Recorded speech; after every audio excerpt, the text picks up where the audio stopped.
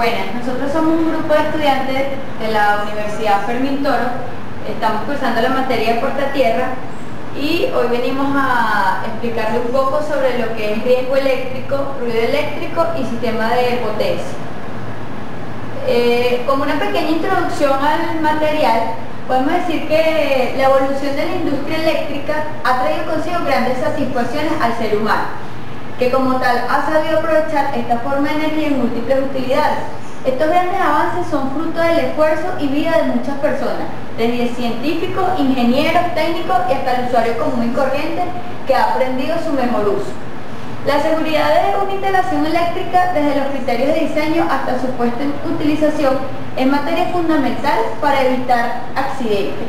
En este trayecto, para gozar de los beneficios de la electricidad, aquellas personas que se preocuparon por investigar el uso de la electricidad asumieron muchos riesgos, pues desconocían totalmente el peligro que esto traía. Sucedieron muchos accidentes. En forma paralela, otras personas se preocuparon por prevenir esto, ocasionados por electricidad. Es así que nace la inquietud de investigar este tema, definiendo los fenómenos que producen el contacto accidental con la corriente eléctrica y definir cómo prevenir, evitando accidentes, muchos de los cuales han causado muertes en pocos segundos.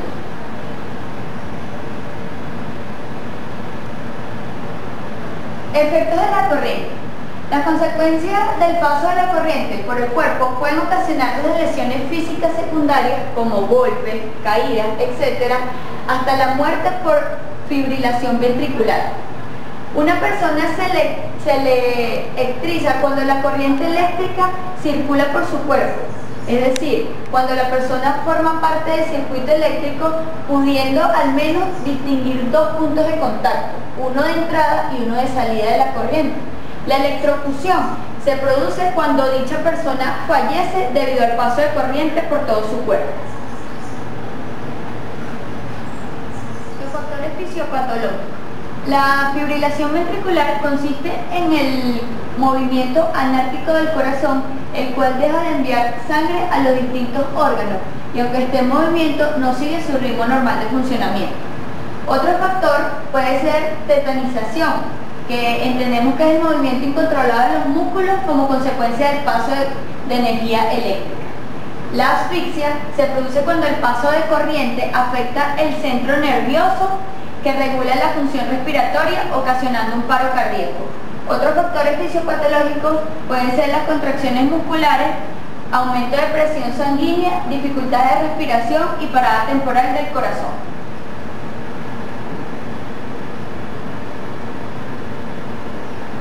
Para las quemaduras se han establecido unas curvas que indican las alteraciones de la piel humana en función de la densidad de corriente que circula por un área determinada y en el tiempo de exposición a esa corriente. Se distinguen las siguientes zonas: zona 0, zona 1, zona 2 y zona 3. La zona 0, habitualmente no hay alteración en la piel, salvo que el tiempo de exposición sean varios segundos. La zona 1 se produce un leve enrojecimiento de la piel con hinchazón en los bordes donde se sitúa el electrodo. La zona 2 se provoca una coloración de la piel que está situada bajo el electrodo. Y la zona 3 se puede provocar una carbonización absoluta de la piel. Es importante resaltar que con la intensidad elevada y cuando las superficies de contacto son importantes, se puede llegar a la fibrilación ventricular sin ninguna alteración en la piel.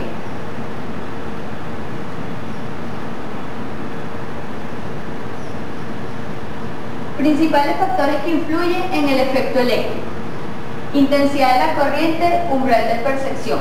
Intensidad de la corriente es uno de los factores que más incide en los efectos y lesiones ocasionados por el accidente eléctrico. En relación con la intensidad de corriente, son relevantes los conceptos que se indican a continuación. El umbral de percepción es el valor mínimo de la corriente que provoca una sensación en una persona a través que pasa la corriente por ella. En corriente alterna, esta sensación de paso de la corriente se percibe durante todo el tiempo del paso de la misma. En la corriente continua se percibe cuando varía la intensidad Por ello son fundamentales el inicio y la interrupción del paso de la corriente. Umbral de reacción es el valor mínimo de la corriente que provoca una contracción muscular. Umbral de no soltar.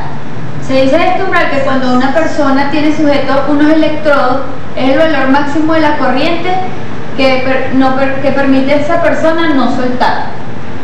En corriente alterna se considera un valor máximo de 10 mA, cualquiera que sea el tiempo de exposición.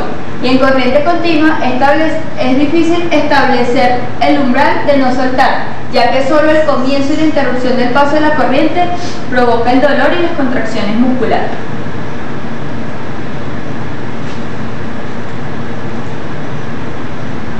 Umbral de fibrilación ventricular. Como lo dijimos anteriormente, es el valor mínimo de la corriente que puede provocar la fibrilación ventricular.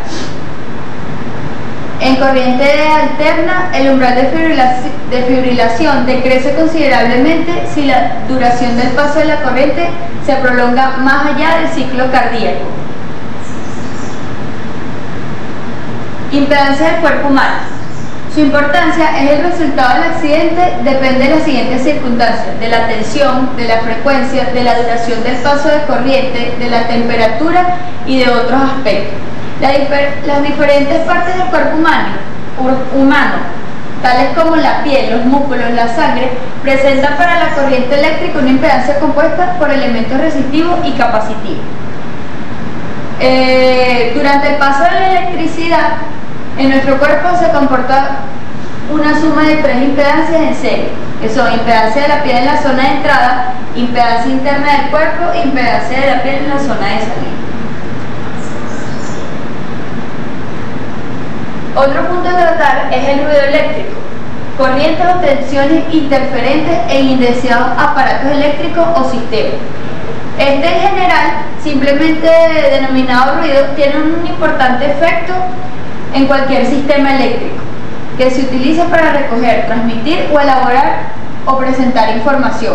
En tales sistemas, como puede ser la telefonía, el radio, radar, radionavegación, control electrónico u ordenadores electrónicos, las señales deseadas transmiten la información, puede ser enmarcada o distorsionada por el ruido.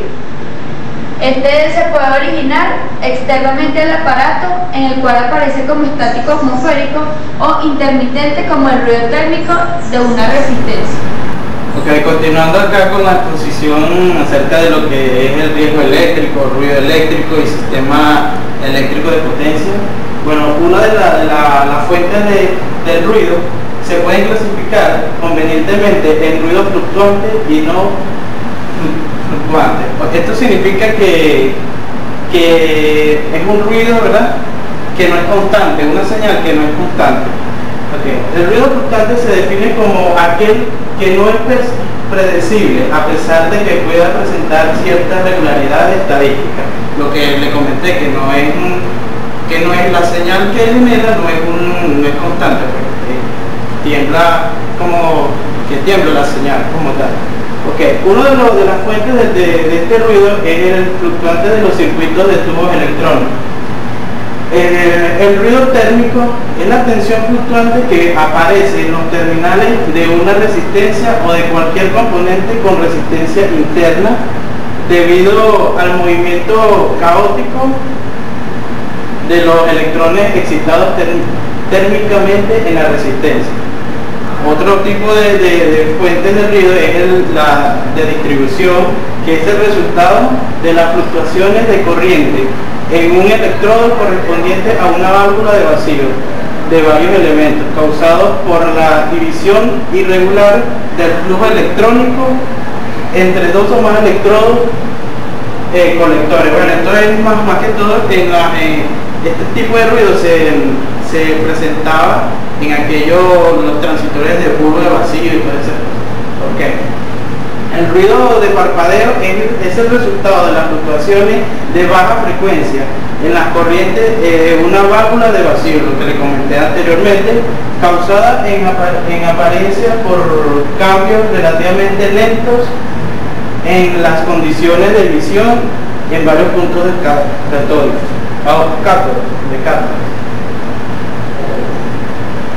Otro tipo tenemos que es el del contacto, que es el que aparece en la resistencia de carbón y micrófonos de carbón, por ejemplo, causado por la variación caótica de las fluctuaciones en la resistencia. Por otra parte también tenemos que el ruido fluctuante en semiconductores, que como bien lo conocemos, que son los transistores, también se originan los ruidos fluctuantes, así como en otros aparatos a base de semiconductores como diodos y toda esa serie de cosas. Ruido de exceso o de modulación es debido a lentas fluctuaciones en la conductividad. También se origina el ruido de fotoconductor, porque ya como estamos hablando de los ruidos fluctuantes y no fluctuantes, bueno, este tipo de ruido no fluctuante es el tipo de ruido en general que es generalmente el resultado de radiación de otros equipos eléctricos, de acoplamientos accidentales entre otros sistemas, o bien de oscilaciones parásitas producidas en el propio circuito, o sea, señales que no son realmente apreciables para los electrónicos como tal. Otro punto sería la medida del ruido. La expresión de medida del ruido se aplica en una amplia gama de mediciones de ruido fluctuante y de no fluctuante, como mencionamos anteriormente. Normalmente se refiere a la medida de la potencia medida del ruido en un breve intervalo de tiempo, llamado contenido cuadrático. Esta clase de medida se puede hacer para comprobar el nivel del ruido contra el cual se debe trabajar un sistema, o para obtener información sobre el mundo físico. O sea que tenemos que conocer el ruido de cualquier artefacto electrónico o eléctrico para de esta manera realizar los respectivos amplificadores, ¿verdad?, para poder manejar ese ruido y no repercuta pues más adelante al funcionamiento de dicho artefacto eléctrico como tal. Seguidamente tenemos el sistema eléctrico de potencia. La posibilidad de explotar distintos tipos de fuentes de energía, como corriente de río, combustorio, gas, uranio, carbono, la fuerza de los mares y vientos, etcétera, de sitios alejados de los centros de consumo, hace posible que la energía eléctrica se transmita a grandes distancias, lo que resulta relativamente económico, ya que es necesaria la gran mayoría de procesos de producción de la sociedad actual. Las bases de energía eléctrica fueron cimentadas o fueron descubiertas a mediados del siglo XIX, cuando el científico inglés Michael Faraday en el año de 1831 descubrió el fenómeno de la inducción electromagnética. Ahora vamos a definir como tal lo que es un sistema eléctrico de potencia. Es el conjunto de centrales generadoras, de líneas de transmisión interconectadas entre sí y de sistemas de distribución esenciales para el consumo de energía eléctrica. Bueno, el sistema eléctrico de potencia, conocido por sus iniciales SEP, está formado por tres partes principales, ¿verdad?, que son las que realmente los componentes que generan este sistema eléctrico, ¿verdad?, que son la generación, transmisión y la distribución de él. Ahora veamos cómo es la generación. Es donde se produce la energía eléctrica por medio de las centrales generadoras, las que representan el centro de producción, y dependiendo de la fuente primaria de energía se puede clasificar ¿cómo se puede generar esta corriente, la corriente eléctrica como tal? Bueno, hay muchos tipos, como son centrales hidroeléctricas, termoeléctricas, geotermoeléctricas, nucleoeléctricas, entre otras, eólicas, solares. En este caso, bueno, aquí les mostramos un motor, ¿verdad?, el motor eléctrico, y la energía centrales eólicas. También vamos a ver cómo es la transmisión de esta energía eléctrica, que son los elementos encargados de transmitir esa energía eléctrica desde los centros de generación a los centros de consumo, ¿verdad?, a través de distintas etapas de transformación de voltaje los cuales también se interconectan con el sistema eléctrico de potencia. Claro, porque aquí se manejan grandes cantidades de voltaje, como aquí lo vemos, las líneas de línea corta de 80 kilómetros y esas cosas, ¿ves? Entonces, aquí en nuestro país, los valores de esta transmisión son de 150, 230 hasta 400 kilovoltios. Okay, ahora vamos a entrar en lo que son las subestaciones eléctricas, que estas forman parte a lo que es la transmisión de la energía eléctrica como tal. Bueno, en función a su diseño, son las encargadas de interconectar líneas de transmisión de distintas centrales generadoras, transformar los niveles de voltaje para su transmisión o consumo. Bueno, las subestaciones eléctricas por su tipo de servicio se clasifican en subestaciones elevadoras, reductoras, compensadoras, de distribución, rectificación, inversora. Bueno, toda esta serie de subestaciones son las que actualmente existen acá, pues, en nuestro país o en cualquier otro país donde esté presente la energía eléctrica como tal. Okay, ahora la distribución es el conjunto de instalaciones desde los 120 voltios hasta tensiones de 34,5 kilovoltios, o sea, encargada de entregar la energía eléctrica a los usuarios, ¿verdad?, a los niveles de tensión normalizados y a las condiciones de seguridad exigidas por los reglamentos. Bueno, entonces que todo esto, lo que dice aquí, las condiciones de seguridad exigidas por los reglamentos, viene el Código Nacional Eléctrico, y eso tiene que estar, es donde es como la guía como tal, ¿verdad?, de que se debe cumplir para nosotros gozar de esa energía eléctrica como tal.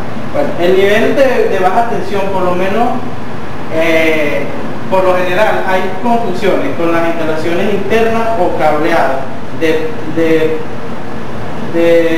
comerciales, cableados comerciales o grandes industrias y en tensiones mayores de los 34,5 kilovoltios, como es el caso de cables de subestaciones de 85 kilovoltios, ¿verdad?, que se traslapan con tensiones mayores, especialmente en países industrializados, en la población urbana es alta y la considera estas tensiones como la de distribución. Bueno, así como ven aquí, pueden apreciar las imágenes, como la manera que se puede distribuir la energía eléctrica como tal.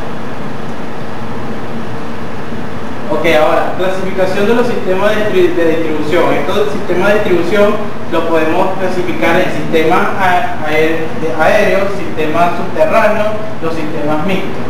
Dentro de los sistemas aéreos, bueno, son todos estos sistemas, por su construcción, se caracterizan por su sencillez y economía, razón por la cual su utilización es muy generalizada, o sea, es el programa subterráneo. Estos sistemas se construyen en zonas urbanas con alta densidad de cargas y fuertes tendencias de crecimiento debido a la confiabilidad del servicio y la limpieza que estas instalaciones proporcionan al paisaje. Naturalmente, este aumento, ¿verdad?, de la población y todo eso requiere de este tipo de instalaciones, ya que el crecimiento de la población es numeroso. Y esto lo podemos encontrar, bueno, aquí como se ve en la imagen, en los metros y en todas esas ciudades urbanas. Okay. El sistema mixto, bueno, este ya es como su nombre lo indica, ¿verdad? Este es lo que este sistema es muy parecido al sistema aéreo, siendo diferente únicamente en que los cables desnudos sufren una transición a cables aislados. Dicha transición se realiza en la parte alta del poste, así como está se ve ahí en las imágenes, y los cables aislados es alojado en el interior de productos para bajar el poste hacia un riesgo o pozo, ¿verdad?, y conectarse al servicio requerido. Este tipo de sistemas tiene la ventaja de eliminar una gran cantidad de conductores, favoreciendo la estética del conjunto, ¿verdad?, o del área como tal, disminuyendo notablemente el número de fallas que presenta en cualquier lugar. Aquí, como se ven, ya están las imágenes, es demasiado, o sea, no cumple con lo que es el objetivo como tal del sistema MIG. Ok. Conclusión. Como conclusión a lo expuesto por mis compañeros, podríamos decir que los riesgos eléctricos son originados por energías eléctricas. Las consecuencias que estos riesgos traen sobre los seres humanos son muy graves, ya que podrían ocasionar quemaduras, asfixia, golpes, calambres y en muchos casos incluso hasta la muerte. Es necesario, antes de trabajar con la electricidad, es necesario tener en cuenta las condiciones básicas de seguridad, entre las que podríamos mencionar no trabajar con cables pelados, no manipular, no encender varios equipos al mismo tiempo, no manipular los cables con las manos mojadas e incluso descalzo, entre otros. Otro punto del que se habló fueron sobre los ruidos eléctricos, los cuales son interferencias o parásitos que se producen en una señal. Estos ruidos son originados ya sea por causas de la naturaleza o incluso por interferencias por manipulación del hombre. Otro punto mencionado fueron los sistemas eléctricos de potencia, el cual está formado por sistemas o subsistemas, los cuales son el de... Bueno, muchas gracias por su atención. Esto ha sido toda nuestra exposición. Si tienen alguna inquietud, alguna duda, coméntenla.